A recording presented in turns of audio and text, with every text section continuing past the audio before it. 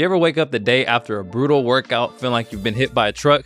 We've all been there. Legs fried, arms useless, and you're wondering if that last burnout set was really worth it. But here's the thing, pushing every set to failure might actually be hurting your long-term progress more so than helping it. Today, we're breaking down the science of recovery and why training to failure extends your recovery time when it actually makes sense to do it, and how you can train smarter to get stronger, faster, more explosive without feeling like you've been hit by a truck. Let's explore. Strength coaches, athletes, lifters. We've been told that training to failure is the secret sauce for muscle growth and performance, right? You gotta go hard, which may be true. But what if I told you that that approach might actually be slowing you down? This episode is for those of you who want to optimize training, not just grind through soreness, but actually recover faster, train harder, and ultimately perform at a higher level. Today, we're breaking down a study that looked at how different training styles affect recovery, plus what this means for your programming, your gains, your ability to stay fresh and recover in the days following training so that you can compete at a high level. So let's start with the study breakdown. A 2017 study published in the European Journal of Applied Physiology examines the time course of recovery following resistance training to failure. Stick with me here, I'm gonna break it down. 3 resistance training protocols were tested in resistance trained men. The first, 3x10 to failure. This is max effort, grinding out every rep. 6x5, not to failure, same total volume, more set, stopping short of failure. And then 3x5, not to failure, low volume, low fatigue, more speed-focused reps. Researchers tracked the neuromuscular performance and biochemical markers over 72 hours following that training protocol. And here's what they found. Training to failure, which was 3x10, caused the biggest drop in performance right after the session. And that shouldn't be surprising, right? Jump height and bar speed were trashed for up to 42 to 72 hours. Even movement velocity at 75% 1RM was still impaired after 2 full days. Now for the non-failure groups, which were 3x5 and 6x5, recovery was way faster. Neuromuscular function was back to baseline within 24 hours, and markers of muscle damage like creatine kinase, metabolic stress, hormonal shifts, testosterone cortisol ratios, all pointed to longer recovery times after failure training, right? So what does this mean? The study isn't saying that training to failure is bad per se, but it does suggest that the training to failure protocol drastically extended the recovery time.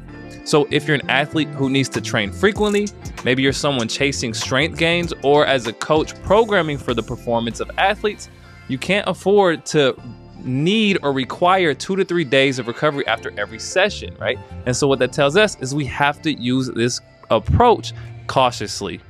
And now this is obviously only one study breakdown, so what does other research say, right? What other implications are out there for us to lean on? From a strength and power development perspective, research has shown that velocity-based training approaches where you stop the athletes from grinding through reps has led to equal or greater strength gains and power development compared to training closer to failure where you do more volume and move at slower velocities.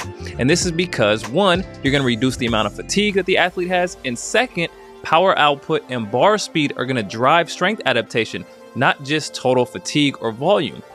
Now, from a muscle growth or hypertrophy perspective, training to failure is often thought to be essential for hypertrophy, but research suggests that as long as total volume is matched, you can get similar muscle growth even if you don't go to failure every set, but are only within a few reps of it, right? Proximity to failure is still important, but you don't necessarily have to fail. Meaning you don't have to kill yourself in every workout to build muscle, and leaving a few reps in the tank may actually be a smarter approach. In other words, if you want to be strong and explosive, failure training isn't always the best approach. So let's talk key takeaways and how you can actually apply this information. First, you don't need to train to failure to get stronger or even bigger, although for hypertrophy, proximity to failure is still important. But stopping a few reps short will still drive adaptation without wrecking your recovery or requiring that prolonged recovery. If you're training for power, speed, and strength, then bar speed is a better indicator of effort rather than just grinding out slow reps. Training to failure should be strategic and not necessarily automatic or the default. If you train to failure often, then you should just expect and Give yourself ample amounts of recovery time, 48 to 72 hours. And this might be okay if you're a regular Joe, a bodybuilder, someone in a hypertrophy block. But for athletes who need to train multiple times per week, this is obviously not ideal. You want to use failure sparingly. Think last set, final week of a strength phase, or in isolation work, right? Not every compound lift. In fact, I would avoid the compound lifts. If recovery is your goal, then leave reps in the tank. Strength athletes, sport athletes, stop 2 to 3 reps short of failure so that you're not driving that excessive fatigue. Final thoughts before I let y'all out of here. Hard training is great, but smart training is better. And hard, smart training is ideal. You don't win awards for the most destroyed legs after squat day or puking after workouts. It's just not a thing.